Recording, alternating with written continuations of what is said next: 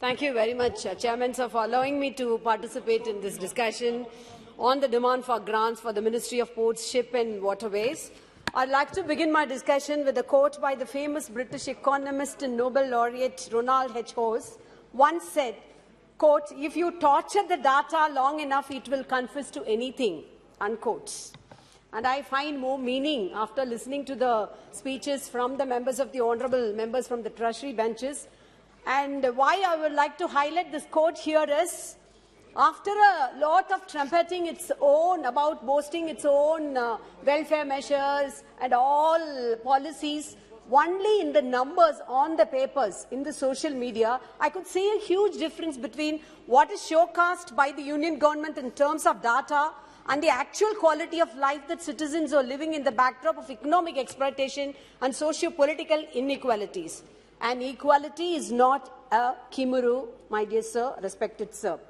Sir, I would like to point out one important index. In the UN-sponsored Happiness Index 2022, out of the 149 countries, India sadly can occupy the 136th rung in the ladder. And why is it so?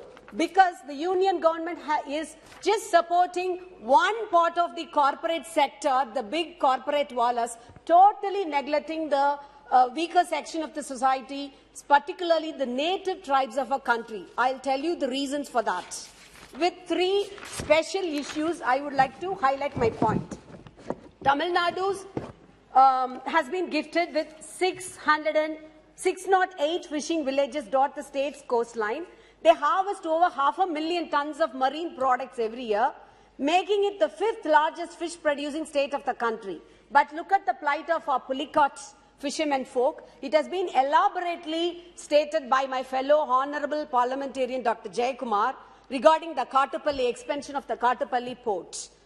But for the persistent resistance by the Pulicat women, also the Tamil Nadu government's resistance, it would have been implemented by this time. And who is the beneficiary? The cat is out of the bag.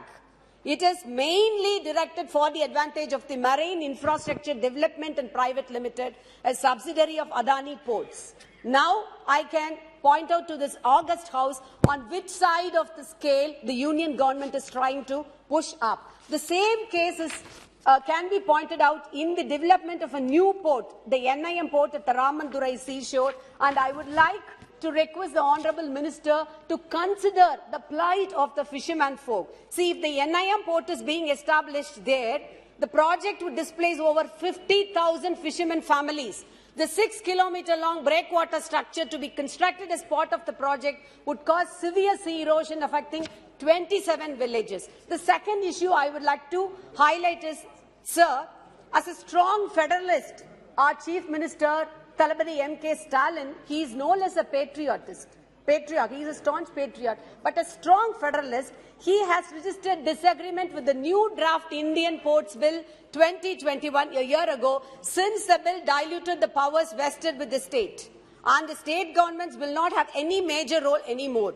The Ministry of Ports, Shipping and Waterways has framed the draft bill to modify the current management mode of minor ports, and thus our Chief Minister took up the issue with the Ministry for Ports and Shipping, strongly opposing such steps to reduce the autonomous role of states in regulation and management of minor ports. Our Honourable Minister was proudly saying that in London Museum, Indian ship is being displayed. As a proud Tamilian, we have a rich heritage history of Rajaraja Chola, King Rajaraja Chola, who had a fleeting warriors conquering the world with having the Tamil Nadu, the coast is a major shipping port, he was called the Sapta Samudreshwar. Exactly. Please. Thank you, Chairman, sir.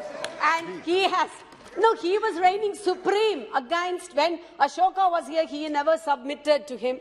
Against Chandragupta Maurya, against Aurangzeb, Rajaraja Chola was there. And as a proud Tamilian, I'm proud to quote him here. The third important issue is, say, the Sagarmala project. Much has been trumpeted about that. The ministry had projected the total requirement of rupees 690 crores under the broadhead Sagamala. However, only rupees 412.79 crores has been allocated. Even these 412.79 crores is not for the Sagarmala alone. This amount also includes allocation of rupees 52.789 crores for Andaman Lakshadweep Harbour works for development of minor ports.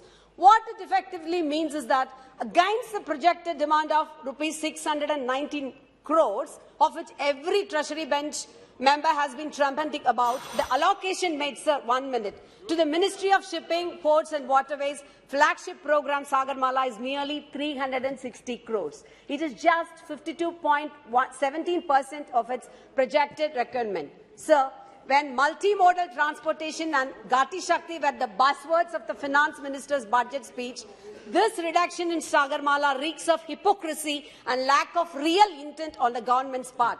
Our Prime Minister has tweeted about the country's economical, industrial progress with all the numbers, rosy numbers. But I would compare it with the Goyabel's data.